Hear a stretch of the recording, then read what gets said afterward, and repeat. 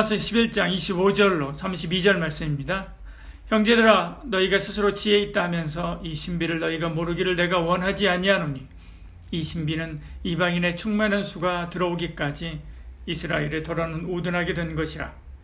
그리하여 온 이스라엘이 구원을 받으리라. 기록된 바 구원자가 시온에서 오사 야곱에게서 경건하지 않은 것을 돌이키시겠고, 내가 그들의 죄를 없이 할 때 그들에게 이루어질 내 언약이 이것이라 함과 같으니라.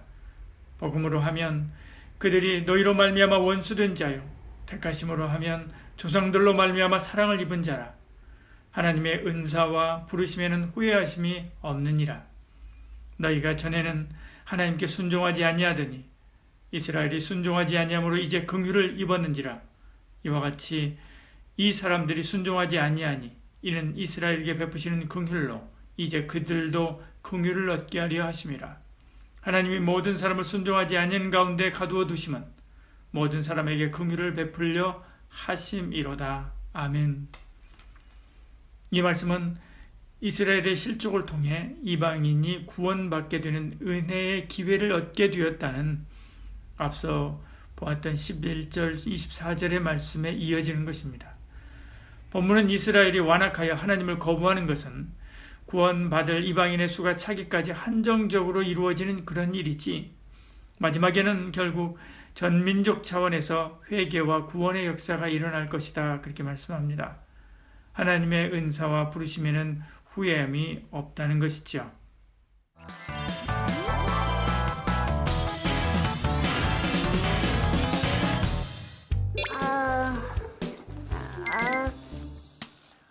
아빠, 저 이가 너무 아파요. 어? 이가 아파?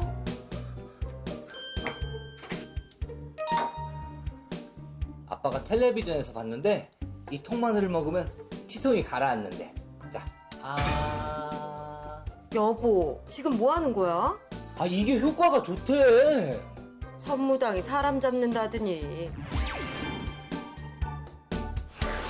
저런 민간요법은 정말 그저 조심해야겠는데요. 선무당이 사람 잡는다는 능력이 없어 재구실도 못하면서 함부로 하다가 큰일을 저지르게 됨을 비유적으로 이르는 말입니다. 아니 이 선무당이 대체 그저 무슨 짓을 했기에 이 사람을 잡는다는 이런 무서운 표현을 쓰는 거죠? 먼저 선무당의 뜻을 알아봐야 하는데요. 선무당의 선은 순 우리말로 서툴다, 충분하지 않다라는 뜻입니다. 아직 완전한 무당이 되지 못한 서투른 무당을 의미하죠. 무당은 신을 받들고 굿이나 점을 치는 사람인데요. 선무당은 구슬하지 못하는 무당으로 보시면 됩니다. 그럼 이제 서툴고 미숙한 선무당. 이 무슨 큰 사고를 친 모양이죠? 맞습니다. 이제 느낌이 오시죠? 옛날에는 의술에 귀해서 무당들이 아픈 사람의 병을 고쳐주기도 했는데요. 선무당이 사람들에게 잘못된 방법을 알려줘 사람의 목숨까지 잃게 하는 경우가 있었다고 합니다. 이후 능력이 없는 사람이 아는 척 일을 벌였다가 큰일을 저지르게 되는 상황을 선무당이 사람 잡는다라고 표현하게 되었습니다. 서기관, 바리새인, 사두개인, 이런 사람들은 성경 박사였습니다. 당시 두루마리로 만든 성경책은 크고 무거울 뿐만 아니라 가격도 비싸서 감히 일반인은 접근도 어려웠습니다. 그러니까 대부분 머리에 넣고 다녀야 했습니다. 바리새인 정도면 다 외우고 다닐 정도였죠. 그들은 성경 지식으로 평생 먹고 살았습니다. 그러니 교만했습니다. 그 많은 성경 지식으로 자기 영혼도 구원받지 못합니다. 그 지식으로 오히려 생명의 주 예수님을 십자가에 못 박습니다. 왜 그렇습니까? 선무당처럼 잘 몰라서 그렇습니다. 누군가가 나에 대해서 잘 알지 못하면서 소문만 듣고 이러니 저러니 판단하면 우리가 속이 상할 때가 있지요. 사실은 자기도 자기를 모를 때가 많습니다. 하물며 우리가 하나님의 뜻과 속사정을 다 알 수 있다고 생각하면 착각이지요. 하나님은 착각하지 말라라고 말씀합니다. 로마서 11장 33절 34절에 깊고다 하나님의 지혜와 지식의 풍성함이요 그 판단은 우리가 헤아리지 못한다라고 말씀하고 있는 것을 보지요. 하나님에 대해서 다 아는 것처럼 말하지 마시길 바랍니다. 온전하지 못한 지식으로 자랑하고 교만하는 것은 망하는 첩경입니다. 스스로 지혜 있다 생각하는 대신에 크고 깊고 부요하신 하나님을 찬양해야 합니다. 자기 논리를 펴기보다는 진실한 눈물로 주님의 발자취를 더듬어 찾아가야 합니다. 주의 말씀에 순종해야 합니다. 29절에 하나님의 은사와 부르심에는 후회함이 없다 말씀합니다. 이스라엘 백성에 대한 하나님의 부르심은 변하지 않았다는 말입니다. 지금 이스라엘이 버려진 것 같지만 구원받을 이방인의 수가 차기까지 일어나는 한정적이고 일시적인 일입니다. 결국에는 전 이스라엘 민족이 회개하고 돌아올 것이다 라고 말씀하죠. 25절부터 27절까지가 그런 내용입니다.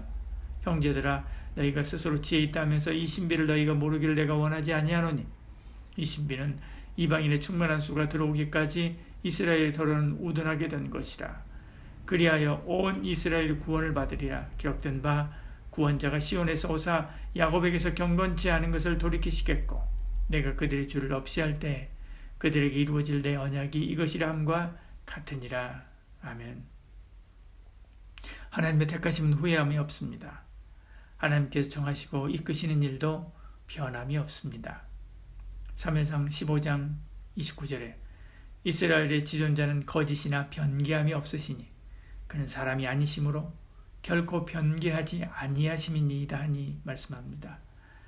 하나님 마음이 감정의 기복에 따라 변하고 환경에 따라 변하고 날씨에 따라 변하고 누가 뭐라고 한다고 변한다면 우리의 구원을 어떻게 확신할 수 있겠습니까? 날마다 하나님 비위 맞추기에 급급할 것입니다. 하나님의 생각과 계획은 영원히 변함없습니다. 시편 33편 11절에 여호와의 계획은 영영이 서고 그의 생각은 대대에 이르리로다 말씀하고 있지요. 우리의 구원도 우리에게 주신 약속의 말씀도 우리를 통해 이루실 하나님의 꿈도 변함이 없습니다. 지금 여러분의 처지가 어렵고 힘듭니까? 여러분의 신앙이 빛바랜 현수막처럼 흐릿해졌습니까? 어려움과 힘든 생활 때문에 예전에 받았던 말씀, 꿈꾸고 기도했던 비전들, 그 땀, 그 기도, 그 찬양, 그 열정, 연기처럼 다 사라진 것 같습니까?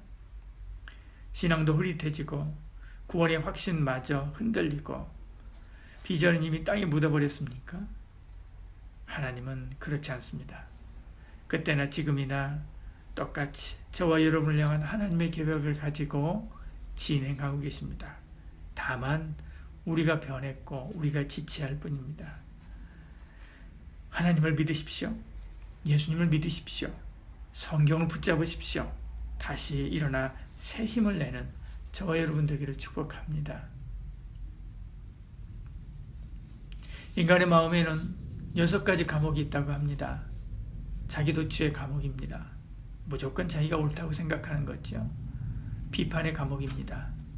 무엇이든 비판적으로 보게 하는 것입니다. 절망의 감옥입니다. 비관적으로 생각하고 포기하는 거죠. 과거 지향의 감옥입니다. 그때가 좋았다고 생각하면서 과거에 붙들려 있는 것입니다. 선망의 감옥입니다. 남을 부러워하다 끝나는 거지요. 질투의 감옥입니다. 다른 사람을 시기하고 질투하는 것입니다. 이것들이 우리를 우리답게 살지 못하게 합니다. 매사를 편협하게 보게 하고 그리고 바로 보지 못하게 하지요. 자기를 가두는 자기 창살입니다. 여기 영적인 감옥이 하나 더 있습니다. 불순종이라고 하는 감옥입니다. 로마 11장 32절에 하나님이 모든 사람을 순종하지 아니하는 가운데 가두어 두심은 모든 사람에게 긍휼을 베풀려 하심이로다 말씀합니다.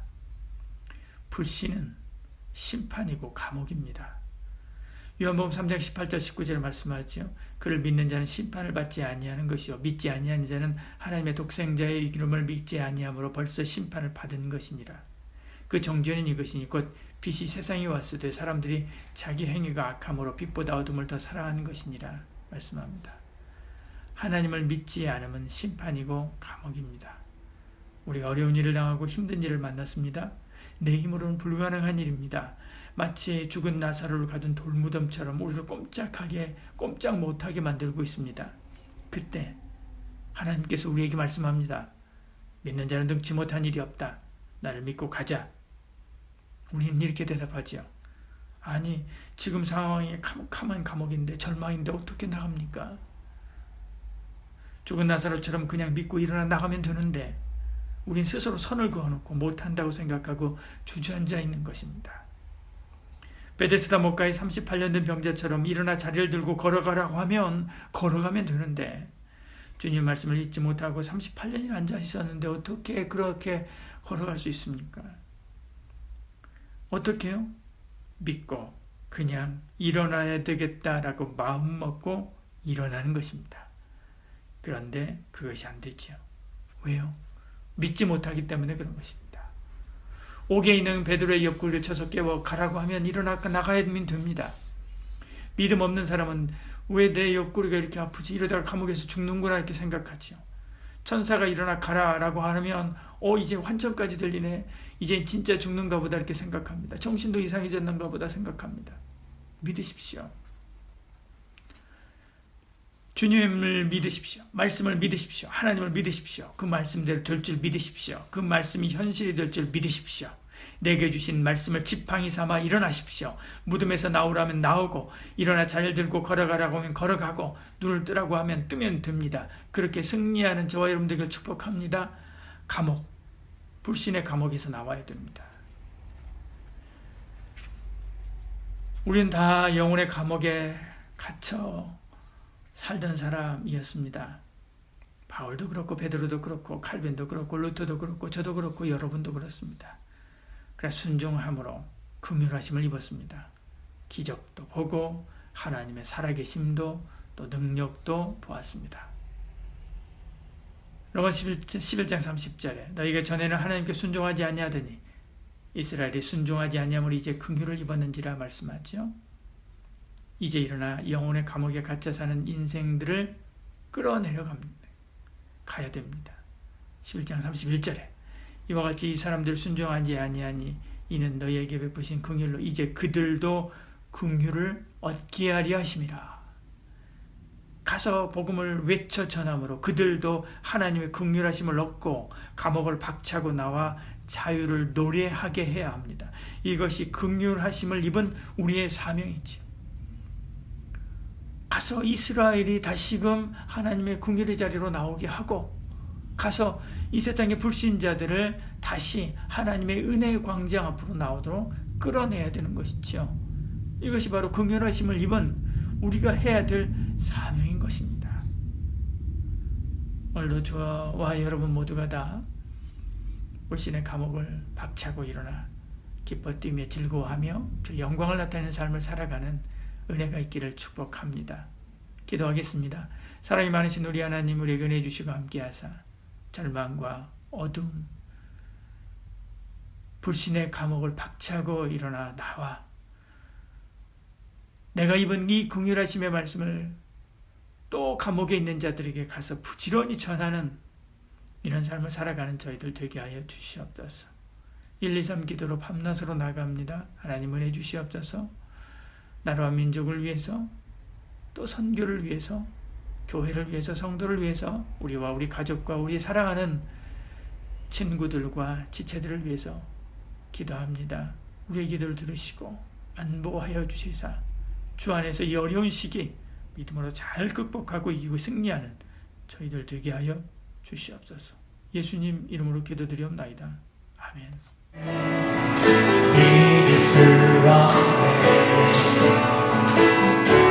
오직 한 가지 그 진리를 믿네 주는 나의 힘이요 주는 나의 힘이요 주는 나의 힘이요 영원히 주를 의지하니 주는 나의 힘이요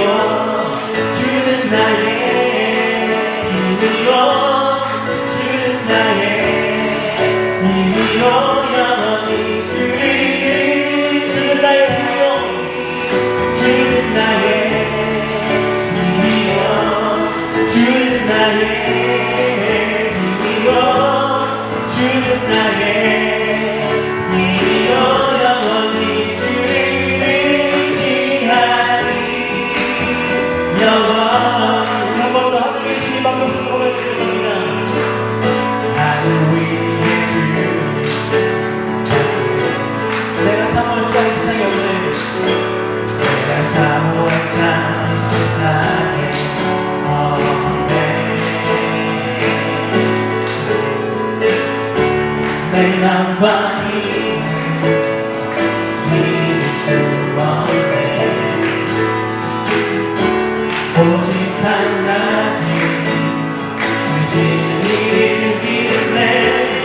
주는 나의 힘이요, 주는 나의 힘이요, 주는 나의 힘이요, 영원히 주를 의지하리.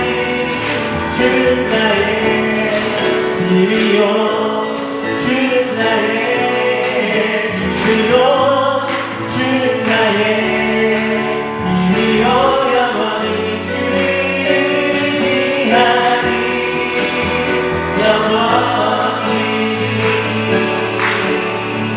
우리 믿는 주님을 위해 소망하십니다. 예수 열방소만 예수 우리를 위로하라. 주님 온 땅에 영원한 소망. 예수 모든 소리 예수 변함없는 진리. 주님 온 땅에 빛이 되시네.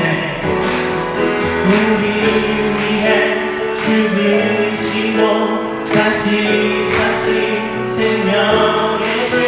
우리 위해 죽으시고 다시 사신 생명의 주. 주님만이 소망이요 변함없는 반석이라. 주님만이 온 세상을 주시네. 또 죽음에서 부활하신 우리 구주 평강의 왕. 주를 믿는 모든 자의 소망 되신 주를 믿네.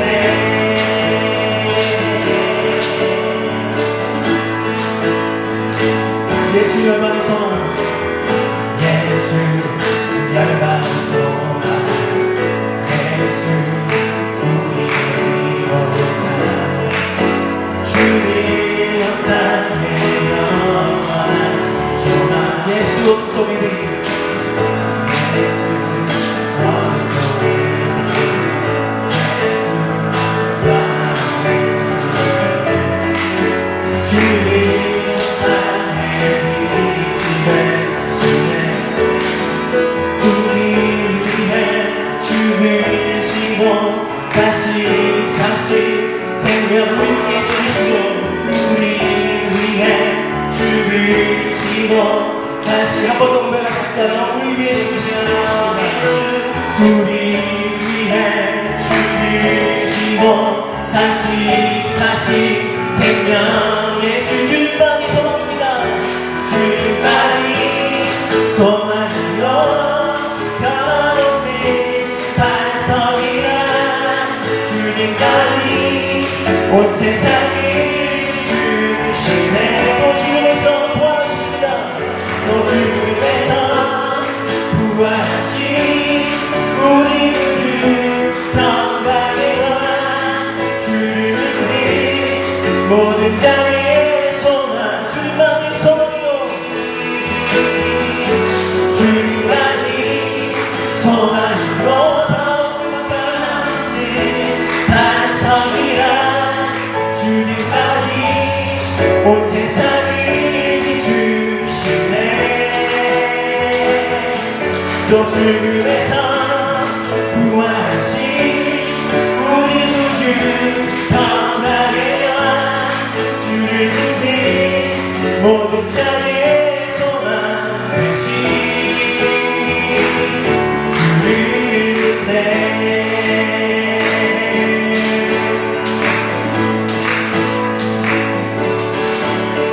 할렐루야. 우리